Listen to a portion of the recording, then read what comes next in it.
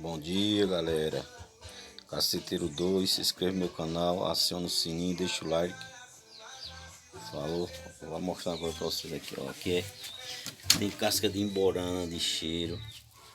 Tem da outra. Aqui tem dois tipos de emborana.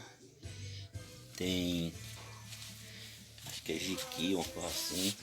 Tem um monte de casca aqui, ó. Secando aqui, ó. Pra... Isso aqui não vale muita coisa não. Agora lá em São Paulo vale muito dinheiro isso aqui, sabia? Vale muito dinheiro aqui, ó. Vai deixar secar.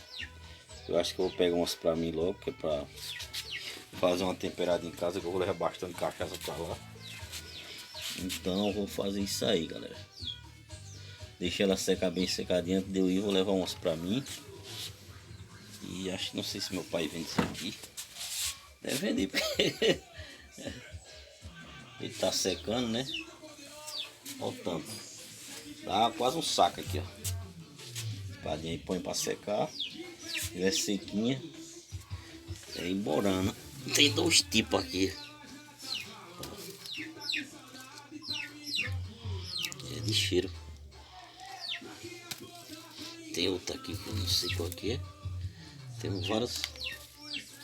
Tem um monte de raiz aqui. Tem umas 4 qualidades aqui. Ó, aqui, ó. Emborana. É isso aí, galera. Falou, galera. Aí tem mais aqui. Aqui é diferente aqui, ó.